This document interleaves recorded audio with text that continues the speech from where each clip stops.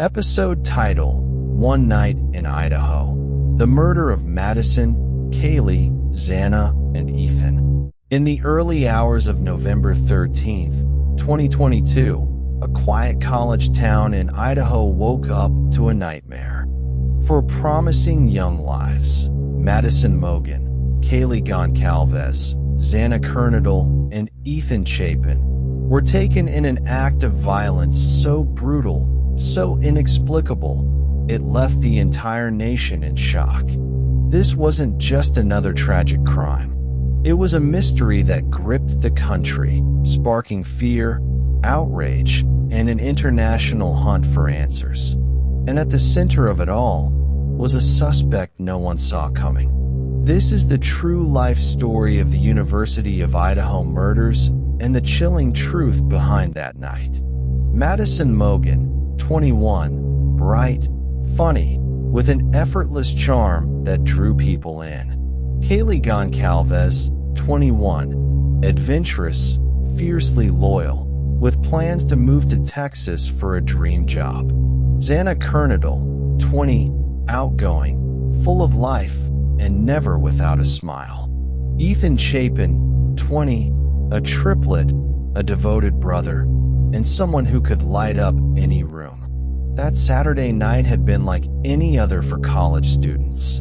They attended parties, spent time with friends, and eventually returned to their rented house on King Road in Moscow, Idaho, a place they called home. At around 4 a.m. in the stillness of the night, the killer entered. The sliding glass door on the second floor was likely unlocked, as investigations confirmed. The attacker moved quietly, navigating the house with an unsettling familiarity, striking as the victims slept.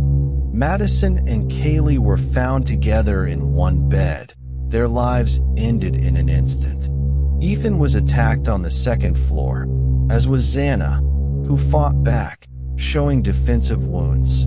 Yet, two other roommates in the house survived, but severely harmed, one of whom reportedly complained of encountering a man looking outside the house at night as she walks the dog. When police arrived, the scene was unlike anything the small town had ever seen. At first, officials reassured the public there was no ongoing threat, but that statement quickly changed.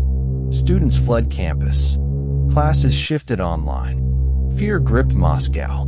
The question on everyone's mind: who could do this and why? For weeks, investigators sifted through over 10,000 tips. Surveillance footage was pulled from across the city. DNA samples were analyzed. The key break came from an unexpected source: a knife sheath left near Madison's body. On it, a single male DNA profile. Investigators matched it to Bryan Kohberger, a 28-year-old criminology PhD student at nearby Washington State University. On December 30th, 2022, Kohberger was arrested at his parents' home in Pennsylvania. The evidence was damning. Cell phone data placed him near the crime scene multiple times before the murders. His car, a white Hyundai Elantra, was caught on surveillance cameras the night of the killings. Most chilling of all, investigators believed he had been stalking the victims for months. The cell phone records obtained during the investigation showed Kohberger had been stalking that neighborhood and was possibly the unidentified person who had been watching at least one of the victims, as detailed in interviews police conducted with the two surviving roommates, as well as a friend of that victim and the victim's ex. Kohberger initially pleaded not guilty, and the case seemed headed for a long, public trial. But in July 2025, he accepted a plea deal to avoid the death penalty, admitting guilt to 4 counts of first-degree murder and 1 count of burglary. On July 23, 2025, he was sentenced to 4 consecutive life sentences without parole, plus 10 additional years. For some families, the plea deal meant closure.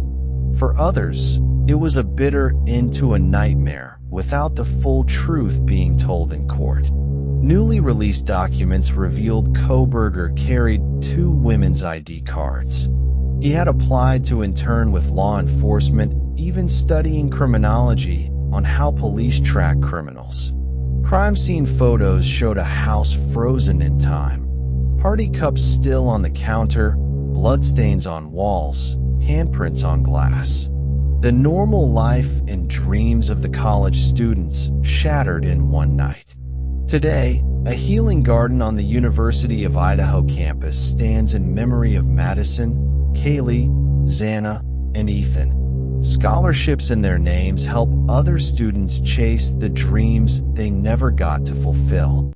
This case is a haunting reminder that evil can hide in plain sight. And while justice was served, the wounds in Moscow, Idaho, will never fully heal.